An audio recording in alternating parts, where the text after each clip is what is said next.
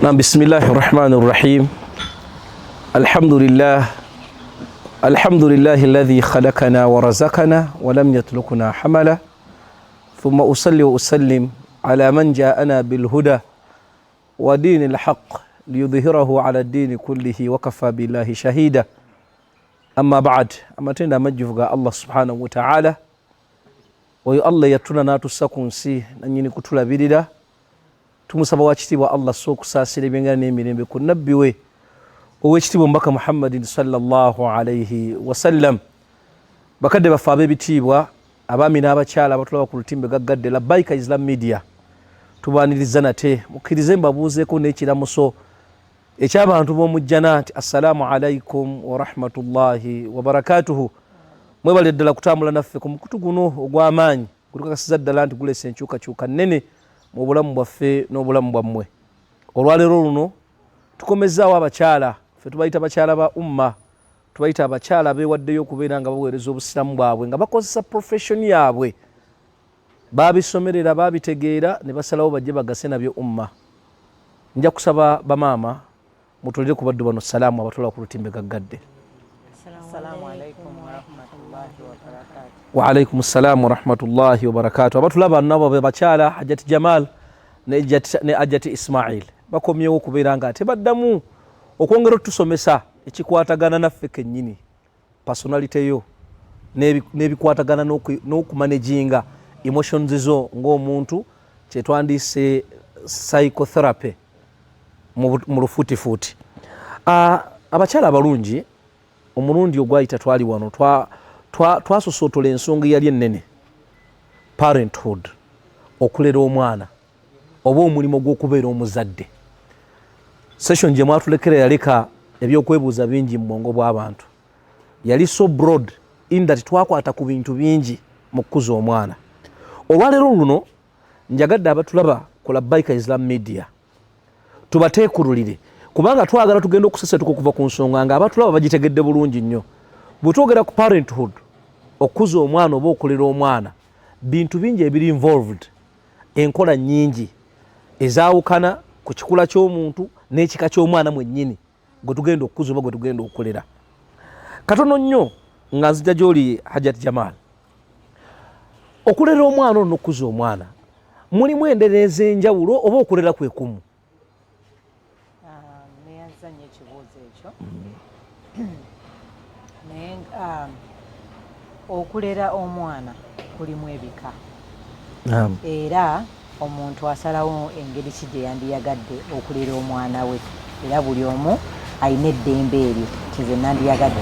naye nga kiba kirungi ne tusoma ti engeri eno bwe mba nnonzeewo okumulera bwe nti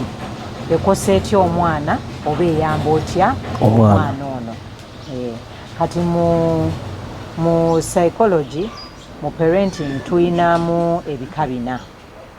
era ng'olwaleero tubitemyetemye.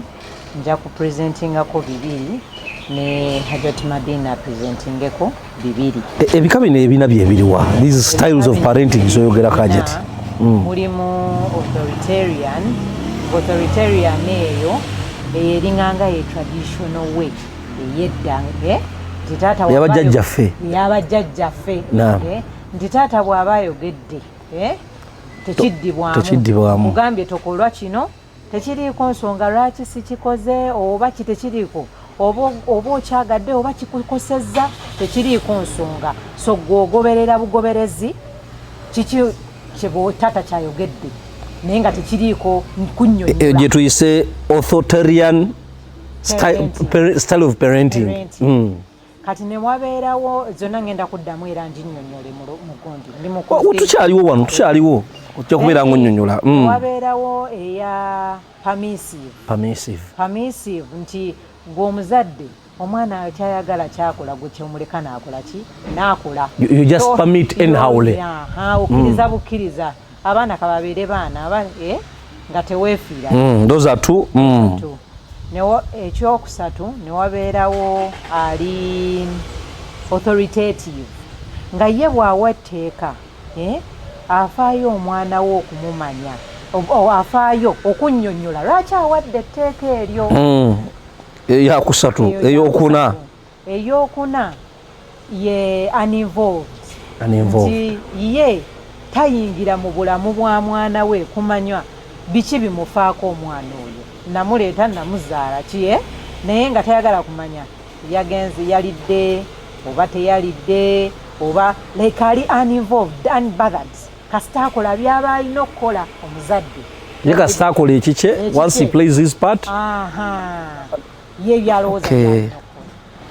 Ajati Jamal nkweyanziza nnyo abatulaba ndowooza styles ezo muziwulidde. Ajati agambye tulina authoritarian, tulina permissive, tulina authoritative, tulina uninvolved. Session yaffe olwaleero okugenda okutambulira twagala olwaleero atulaba ku labbaika ogenda okuva wano nga styles zino eza parenting ozifunye era ng'ozitegedde. Ajati Ismael, Ajati Jamal atanjulidde ensonga zino nga bw'oziwulidde obutamala biseera n'okugenda direct ku nekisa ensonga njagala olutemeretemere style eno ya uninvolved gye tubatandika nayo biki by'oyinza ojjogerako kubanga twagala tulabe muzadde ki era na mwana kika ki wabanga gyali asobola okuyingira mu nsonga era naye etegeeza ki mu mbeera eri detailed uninvolved era ng'ekigambo bw'okiwulira uninvolved taliiwo tabeera mu bulamu bwa mwana ono omuzadde nga ye wabeera nga ali uninvolved parenting involves okubeera nga omuzadde ye they prioritize their own needs over their children's needs bo be beesookako nga tebannaba kufa ku baana yajja kukola kyasobola kyalaba nga kyekirina okukolebwa naye tafaayo ku feelings za mwana ono ajja kusasula school fees naye tasobola kutuula na mwana bakole homework ajja kusasula school fees naye tajja kufaayo omwana kikyakola ku ssomero his accomplishments his interests ebyayagala ng'omwana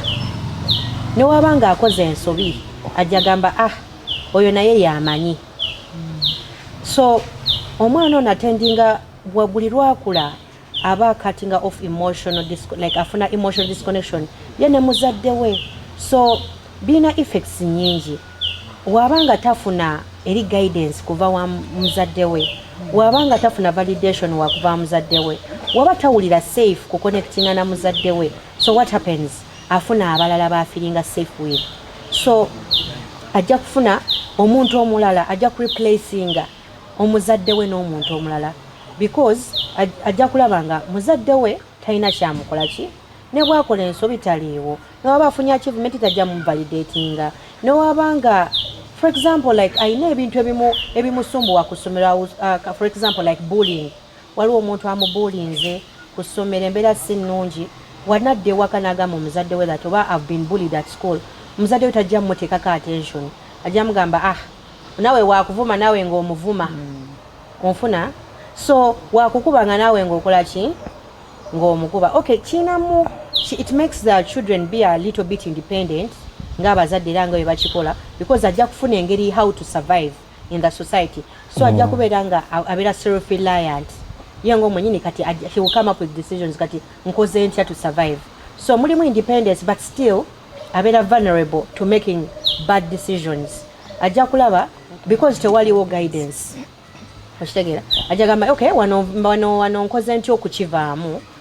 but tamanyi decision ki gy'asobola kutwala entuufu ddala because of lack of guidance so what happens with this most of uninvolved parents bejjuzeeyo mu maaso nga relationship ng'omwana akuze mu adulthood because abeera afuna replacement be baana abaana boolabanga maama waali taata waali naye ate gwa confidinga in either mukulu we oba kojjaawe oba sengaawe because eyalyanga muwanga obudde he used to be there for him the parents were not there naye as you go on ogenda okulabanga omuzadde yejjusa nze omwana atuuka atya okufumbirwa nga taŋŋambye omwana atuuka atya ng'afunye omulimu omulungi n'ataŋŋamba ate n'agamba ani muganda wange but they do not know where it started from kiba kyatandikire kyatandika dda Ajati Isma nkweyanzizza nnyo ku nsonga eno ekibuzo kino njagala nkiteeke eri Ajati Jamal Ajati Isma kyayogeddeko style eno eya parenting eyokubeera uninvolved waliwo abazadde betuyinza okugamba nti they are suitable for this kati nga mwe ba psychotherapists waliwo omuzadde gweyinza otulina ogamba nti mu styles ez'okuparenting omwana ez'okukuza omwana oba okulera omwana waliwo abamu nga tusobola obasiimira style eno ajja tijayogeddeko oba we should totally discard it tugambe nti eyo tujoge weeri naye we should avoid it at all costs. Weeri era nga bwe twagambye nti omuntu abamu bakikola nga tebamanyi kubanga abamu abeera ngoba n'emuzadde we yali tali mu bulamu bwe kati nga tayinza kubeera ng'alina waabeesinga naye abeere mu bulamu bw'omwana naye kati ate bwe tujja ne twogera gye muli omuntu n'agetinga awe nti by the omuzadde bw'atabeera mu bulamu bwange naye neyeetunulamu kyankosa kitya sikiyinza kyagaliza mwana wange so eno endera gye tutandi advise nze muntu ku takinga on nti omuzadde obutabeera mu bulamu bwa mwana si kintu kirungi kubanga omwana omuzadde ye muntu asooka ali omukyala ku radio agenze n'agamba nti tulina engeri gye tugamba no ngoba tukuze jjajja wange yaŋŋamba ekintu oba mama wange yaŋŋamba ekintu zino figures tuzitunuulira ng'ekintu ekyo bwe baba batuwadde guidance tetukyerabira kati ensonga evudde mu muzadde ng'egaidinga omwana webeera nkulu nnyo so bwe weesuulirayo ogwa naggamba nti kasitanze nsasula school fees ali emmere ate anjagaza ki in many cases obeera okoze eki oli uninvolved mu bulamu bw'omwana omanyi lwaki akatwa ku nkaleese ndi bwe twatandikidde session eno twamenye styles zino eza parenting oli ayinza okubanga bwe yatuwulidde nga tuzimenya ye yabadde alowooza nti alina choice erondako emu ku zo akozeseeko emu era nga ne references zagenda okuwagamba nti gwe tewaliwo nga bajja tibali ba psychotherapist basomesa neno nayondera naye ayina obulungi njagadde disclaimer yeyitewo nti bannaye yadde style eno weeri naye okusinziira ku disadvantages negativities ezijja nayo we should avoid it at all costs. Hajjat Ismael nga tukyali ku nsonga eno yennyini eya uninvolved parenting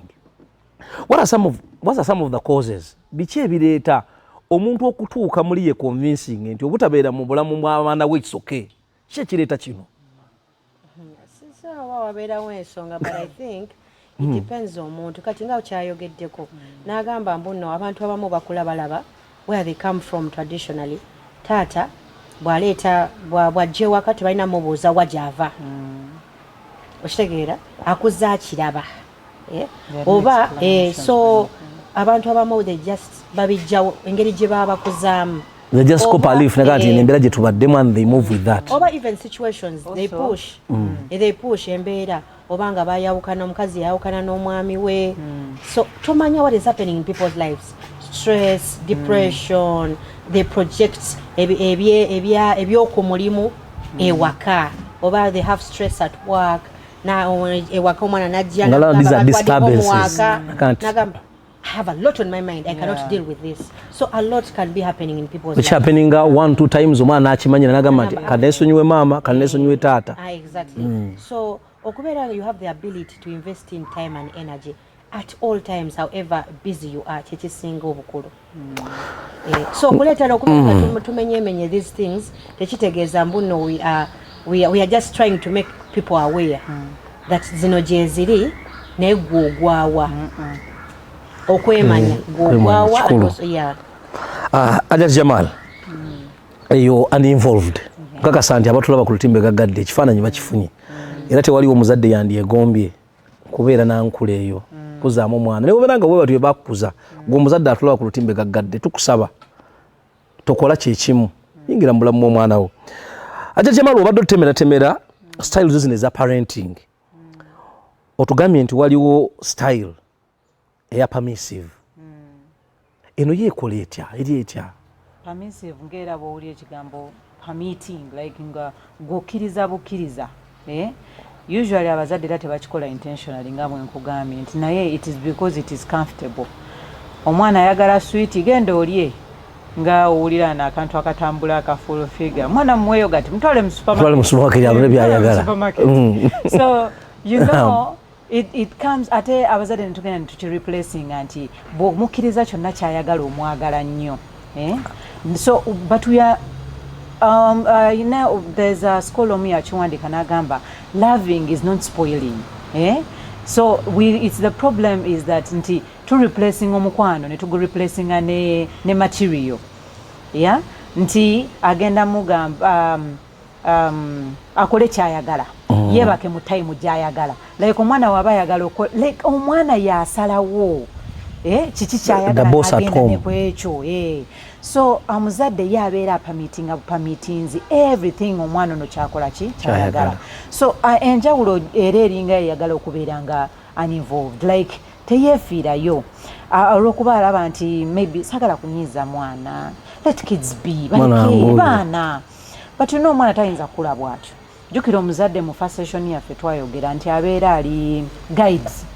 so toyinza kulaba mwana wo nga maybe yebakasawo obanga mukaaga ogw'ekiro mwana muleka alabe TV, but tomorrow ayina okeera ataasome kusaa 11 ayina okeera saawa 11. That means she not sleeping well, the next day ajja kubeera atayina ki sleep disturbances. So ta just concentrating mu class. Kati omuzadde ono ali permissive, ye talaba ngeri ki gyali mukosa mwana ono nti kiva mu ekyo, even just like even kusenya mannyo n'agamba nti oba tafuddeeyo nti oba maybe yasenyeza before they go to bed. N'agamba bugambe oba tayagala, okay muleke, but remember wanebaka nga tasenyeza, of course era amanyo gajja lwala ugenda osasula. So it's era nayo tugireeta in awareness nti abazadde abamu bakolo balimu eyo category. Ate kati abasinga omulembe gwa muguno kanguyite mulembe gwa omulembe gwa muguno yeyendera kati eriwo. Omwana muleka akole kyayagala, as long as my kids are happy I'm okay. Naye ng'ate njagala era nakino nkireetemu nti permissive eyo eyina endala gyetera neegwamu eneyanga, sometimes egenda negwa mu authoritative kind of, kubanga authoritative Hajat Madina agenda gyogerako erimuko okubeera nti omwana ofaayo ngeri ki gy'aba awulira essaawa ezo. So their parents at some point nti oba it's a birthday n'ogamba nambaleke balye sweeti, naye newabeerawo ate muleka ali ku sweeti, naye newabeerawo time nga gwe olwokuba wateekawo etteeka omwana ajja lwala amannyo, tewali n'olumu lwakirizaako kubeera nti omupamisi ng'akole kyakola ki kyayagala. So it is not bad at some point okubeera ng'oli lose a little bit, but it does not, we can't encourage it okubeera nti gwe bwotyo bw'oli even in the daily life. Yes. Permissive style ya parenting ogyogeddeko ekifaananyi kyogisiize eringa eyagala okugwa mu uninvolved. Mulinga era batugamba nti we should be cautious nga tu implementing this style of parenting. Okusinzira mu byo mulaba nja kujja wajati Ismael, okusinzira bwe byolaba n'ebitambula mu nsi olwaleero n'abaana engeri gye bakuzizaamu style eno, kuba njagala ogiconnecting ne authoritative. Tuvudde tutya mu permissive style of parenting tuyingira mu how do we migrate? Kubanga ajja Jamal akikonyeko nagamba nti yes omuzadde tabeera so rigid naye atabeereko ne wakola ki bw'atabeera lose in some circumstances. Tugatire ebintu bino bibiri ng'onnyonnyola authoritative then awo wennyini otubuulire omuntu ono butya bwe tuyinza okuleka permissive neyingiremu oku authoritative. Okay, permissive sanyo because sometimes nange ngwamu bwentyo katono. I would say but not so much. I think I partly fall under authoritative ne permissive. Watching mbono partly because sometimes I'm not constant with the rules. Like nizo gamba manyi video games zino za Saturday. You have done something wrong, togena zanya video game paka ku Saturday. Nentwala ku Monday, Tuesday, when toka ku Thursday. Mommy please I want to play VPS. Mommy please. You know mwasumbuwa, so ogenda okulabanga I have bent the rules. Namala nenzikiriza okay, just play. So permissiveness sijaga mambo eringa uninvolved. Kubanga uninvolved byawukana wano waliwo absence of affection. Waliwo absence of support. Naye wano kibanga kukuza mwana kyejo omuganda kyanagamba mbuno omwana omukozi buli kyayagala. Oh yeah, mommy I want chocolate. No, you can have chocolate. Mommy I have sweet. Tubakyusa n'amannya n'omuyita daddy wange mami wange. Mommy I went to school. Olusi wamana erinnya lya maama wo. Mommy I went to school, I saw people omwana yaguze engato efaanana bwe tijjukira alina engato. Okay, you also get the same shoes. So kubeera kukuza mwana kyejo like whatever they want it is okay they can have naye nga love weeri you are involved wabeerawo waaka ojja kumukola naye literally muli mwana kyayagala okimuwa like tewaliwo limits tewaliwo consistency so that is it naye nga omuzadde abeera involved naye just nga omwana amupermitting okukola buli byonna byayagala kyayagala so that is it with authoritative here omuzadde waali waliwo supportiveness waliwo affection waliwo limits waliwo like ne punishment weziri according ku mwana kyakoze naye with explanation and reasoning omwana waaba asobezza nja kumuyita mugambe okoze kino na kino na kino for example mwana oba bye sweet nja kumuyita mugambe omanyi kyokoze kino kibi era bw'oba okikoze sigenda kukkiriza ogenda owaba neighbor gyobye sweet okumala weeks ezo ate ddayo gambe sorry ate tokiddamu buli nsobi gyakola omuyita n'omuwa reason lwaki omuwadde punishment na lwaki kibi kwegamba you involve the child n'omwana ekituufu ekyokukola tewandibadde okola bwoti kati you be the role model and actually they say that you for whatever your child you would like to expect from your child you exhibit the same behavior n'omwana n'akitwala so literally with authoritative worry you involve your time your energy you invest in the relationship n'omwana wo in case omwana bamubulinze ku ssomero ojja kuteekayo budde ani yakubulinze yo bakubulinze wakoze eki you try to on everything to be involved how did you feel like bakukoze eki particularly omwana ono tayinza kuwulira infringement nti mama ayiseewo kuba twayogerako wano tugamba nti naffe abazadde ffe nnyini we must have limitations tulina butalina going beyond wetubanga tuyinza kusala line omwana ono nga ffe mu kutunulira nti okay twagadde tushapinga obulamu bwe obw'omu maaso omwana ono tayinza kulaba nga ffe abayingidde ennyo awo wenyini we bagambidde nti that is why olaba mu permissive bagamba nti omuzadde ali permissive they more of a friend to this child instead of being a parent omanyi waliwo enjawulo kati bw'ogamba bwotyo kibeeranga nti you're being a friend you're not being a parent kuba jjukira parent twagambye ali guide parent ye newe kibeera nga kikyamu agenda kugamba nti kikyamu akunnyonnyole lwaki kikyamu osobola okukiyigamu oluddako togwa mu nsobi eyo naye ate oli friend tayagala nti kunyiza tayagala kunenya so ajja kulekayo mu mbeera eyo oba musaawa eyo kubanga ate okukola ki okuimpactinga relationship ye naawe exactly so it is not that you're crossing over naye oli muku okumindinga nti omuntu ono afiirinza atya mu situation eno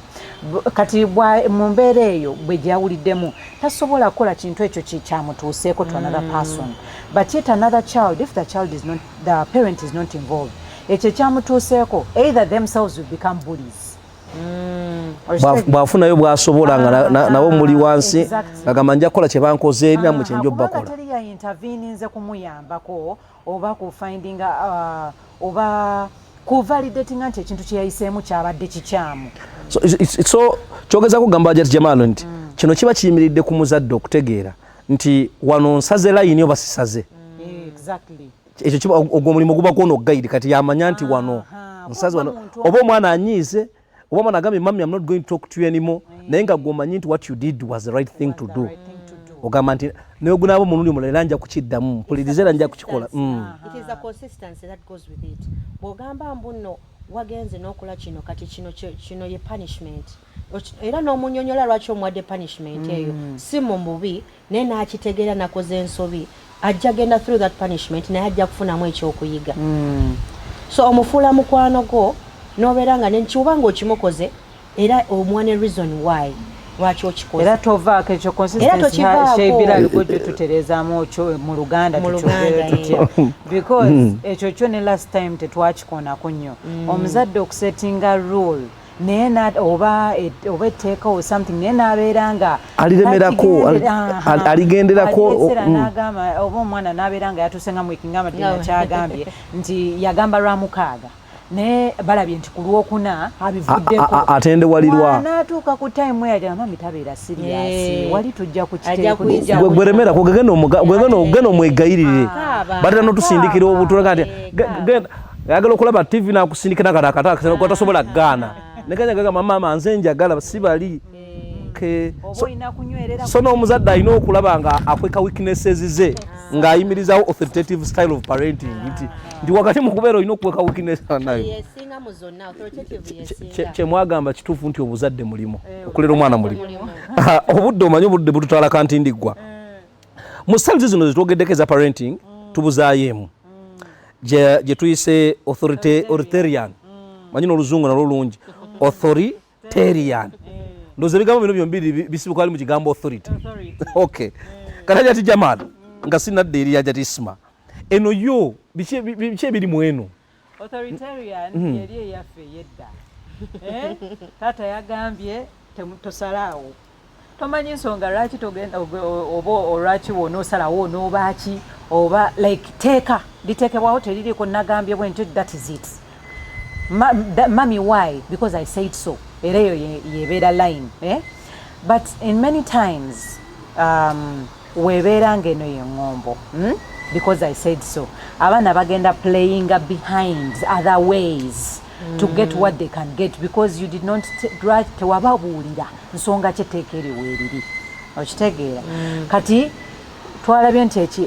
ekisinga obubi mu ekyo nti abaana abo bafuuka balimba kubanga bajja ku making sure akulimba asobole okufuna ye kyayagala ne it is because gwe tewafuna mbeera twakuzibwa na mukutya gogambye nkusaba twakuzibwa tutya naye nga tonyonyoddwa lwaki etteeka eryo lyateekeddwa waliwo n'emigga egyatukubanga n'olwaleero luno tumanyi lwaki twakuba wali otuddawo ne bagamba weebaka ate tobuuza ne bakuba gye bakubye n'atambula n'agenda naye n'essaawa zino kubya nti okyebuuza naye emiggo taata gye yankuba egyo yankuba gyaki naye nga gwobuuzaako yafa kati ate w'omalaawo n'otuuka naawe n'okula ffe nga baabitukola oba banyumirwangamu obunyumizi nga omuzadde yali awo nagaa nti leero kankubemu okwo era omwami wanyumirwa okubeera boosi n'omuzadde abedde like that is how it was wekyali ebyo ebyokubeera nze nannyinimu tebambuuza ki kati kyova olaba nti era naye kiringa ekyatuyamba jati Jamal kuba olwaleero kati mujja kubeera evidence ku ekyo nange kennyini nti olwaleero tulina bye twenyumirizamu ne tugamba nti abazadde enkuzi gye baatukuzaamu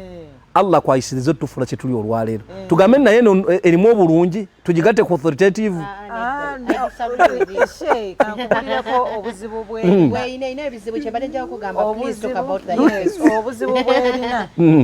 etta omuntu okukkiriza kwe yandibadde alina kubanga ye buli wagenda amateeka agoberera bugoberezi oba matuufu oba sibituufu oba bigenda mukosa oba tebimukosa akkiriza era kyoyogamba yes then ekyokubiri nti ngera wenkugambye nti omuntu aba mulimba because they have to see a way okufuna kyayagala ekyokusatu they struggle in school era mu kumenya amateeka era baba bakwata there is a way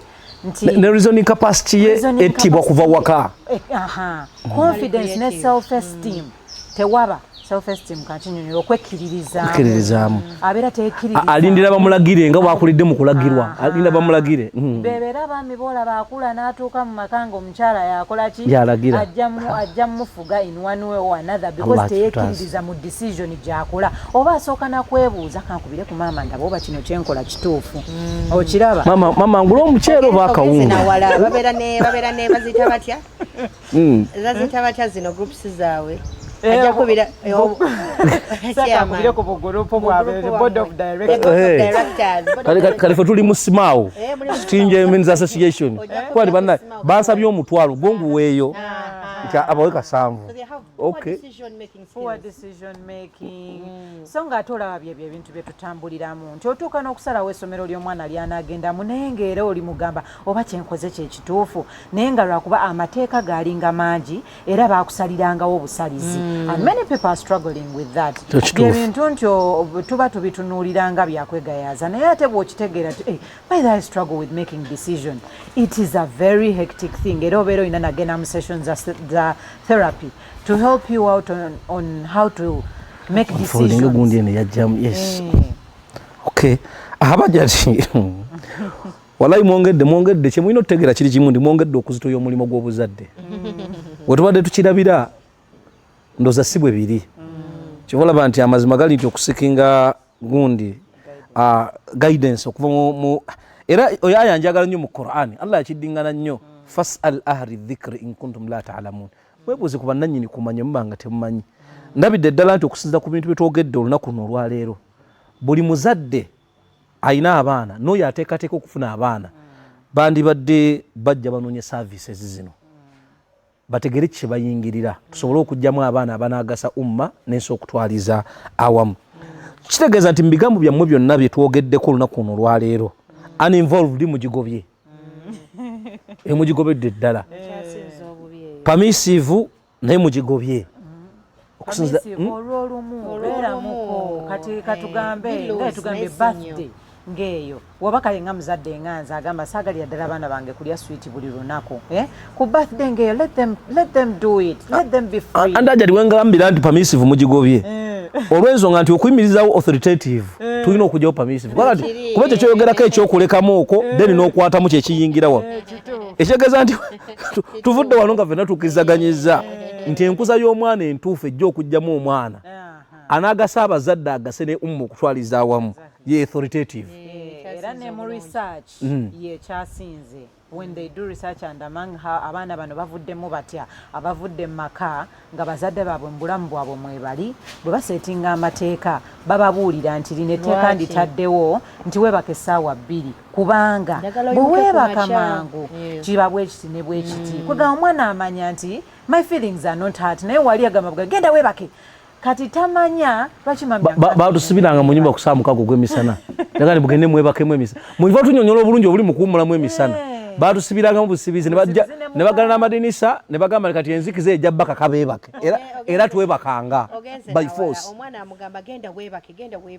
bati tamunnyonnyola enkya waliyo okusoma tamubuulira lwaki alina okusoma lwaki olina ogenda ku ssomero amagambe olina okusoma school is compulsory genda osome like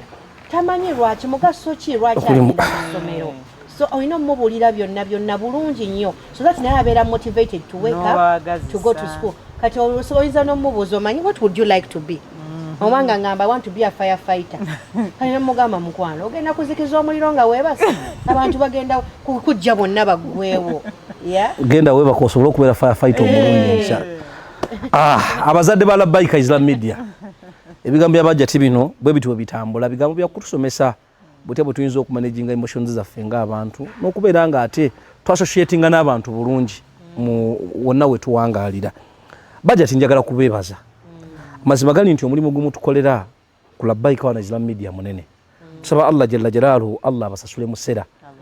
ate Allah ayongere abantu bano abatulaba n'okutuuliza okutegeera nti bateekeddwa okusikinga services zino basobole okubeera nga bayambibwa musashoni yaffe eddako bwe tunaba tugisosootola insha Allah ngenda kukumyawo ekibuuzo era nga kijja kudda gye muli nti bino byonna tubyogeddeko ne tusalawo ne tugamba nti kale authoritative gye tuba tutwala naye tupreperinze tutya omuzadde ono maama oba taata agwe mu style ne ya parenting gye twogeddeko ekyo tujja okutandikirako mu session ejjayo omuzadde